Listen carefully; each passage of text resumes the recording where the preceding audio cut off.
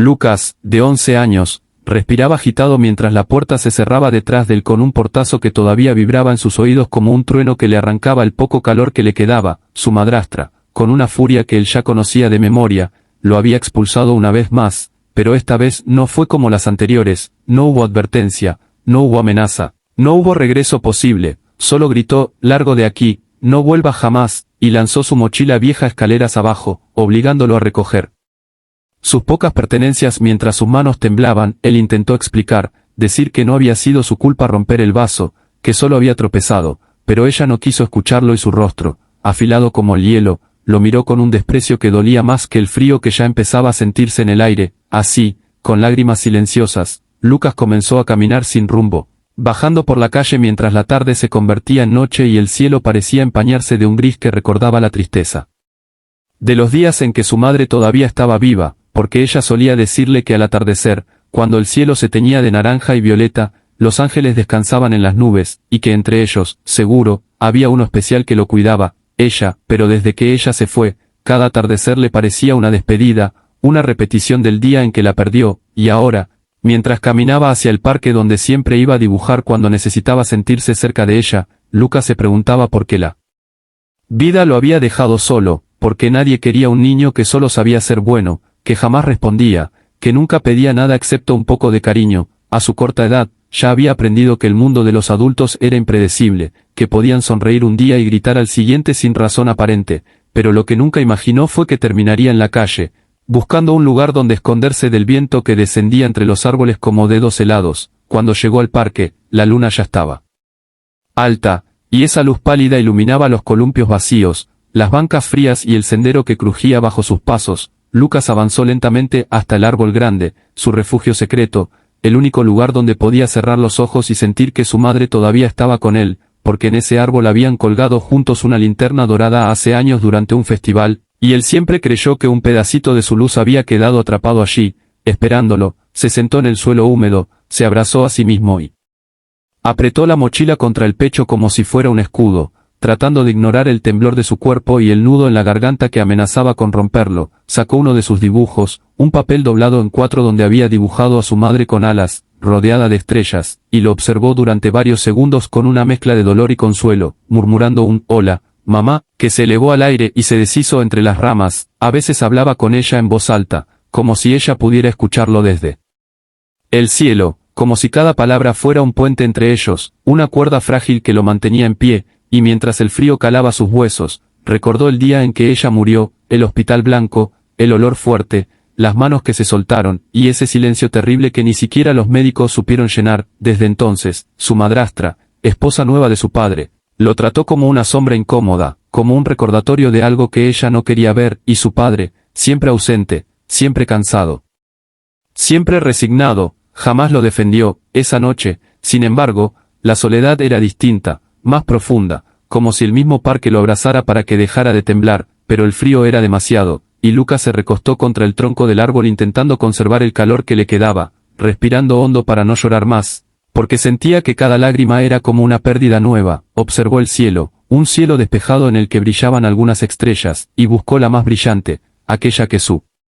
madre le había enseñado a identificar cuando él era más pequeño, la estrella guardiana, la que, según ella, aparecía cuando alguien necesitaba esperanza. Al verla, Lucas sintió algo extraño, una punzada cálida justo en el pecho, como si la estrella se hubiese encendido un poco más solo para él, y aunque sabía que muchos adultos dirían que eso era una coincidencia, él no lo creyó, porque su madre le prometió que nunca lo dejaría solo, que siempre encontraría la manera de hacerle saber que estaba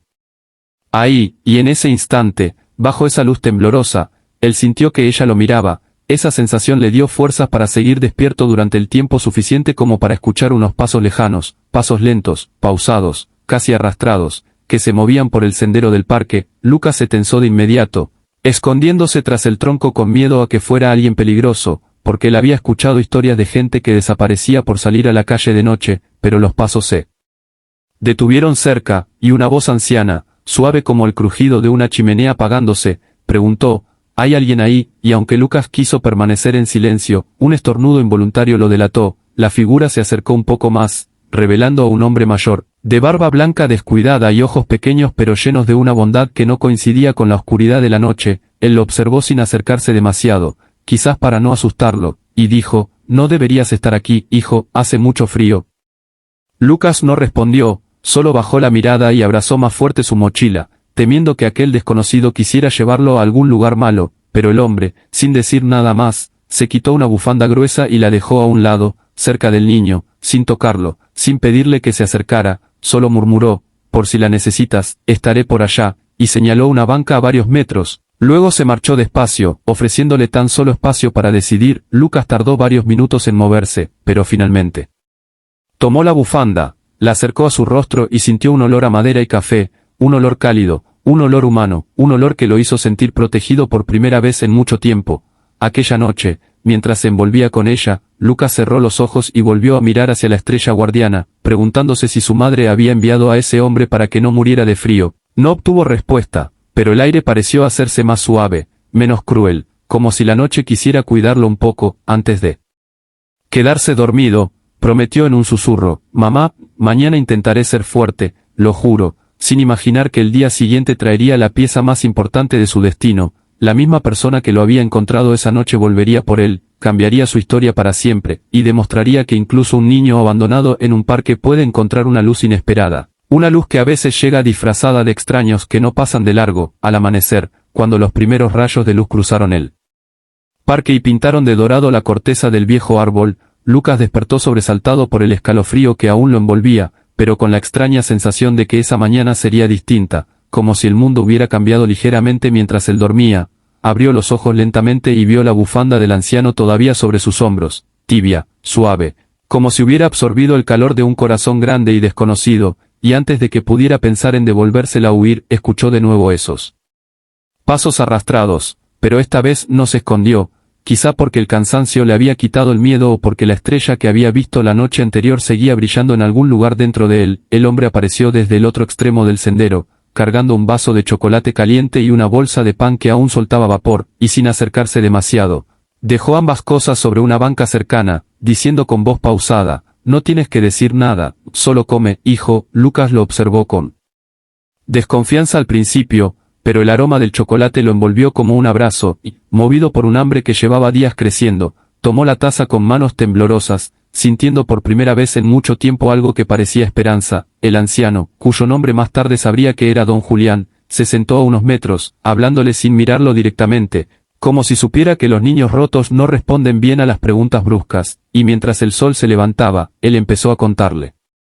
historias cortas sobre su vida, como si dejar que el silencio se llenara de palabras pudiera aliviar un poco la tensión del niño. Le habló de su esposa fallecida, de los días en que la vida tenía más ruido y más risas, de cómo había aprendido a reconocer el silencio de las personas que sufren, y Lucas, aunque al principio no quería hacerlo, terminó mirándolo, porque había algo en ese hombre que le recordaba la bondad que creía extinguida. Fue entonces cuando don Julián se atrevió a preguntar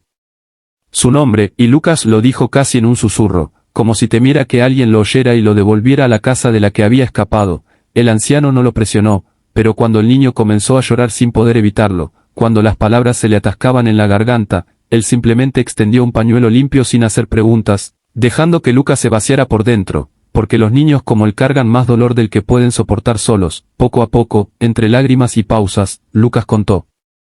la verdad: la muerte de su madre, el desinterés de su padre, el rechazo de su madrastra, el frío de la calle, y ese único consuelo que era mirar al cielo creyendo que su madre lo seguía guiando. Don Julián escuchó sin una sola interrupción, sin mostrar lástima ni sorpresa, solo esa atención silenciosa que tienen las personas que saben lo que es perderlo todo. Y cuando el niño terminó, él simplemente dijo: «No tienes por qué volver allí, si tú quieres, puedes venir conmigo hoy». Lucas dudó, no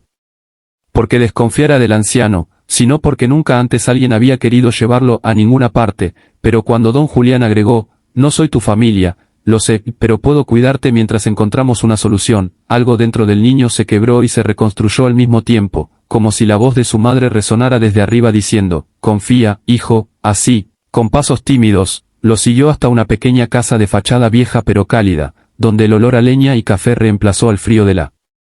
madrugada. Allí encontró una cama que crujía al moverse, una mesa con libros antiguos y un sillón desgastado que parecía haber visto miles de atardeceres, un hogar que no era perfecto pero que tenía algo que había perdido hacía mucho tiempo, paz. Durante los días siguientes, don Julián se encargó de hablar con asistentes sociales, con la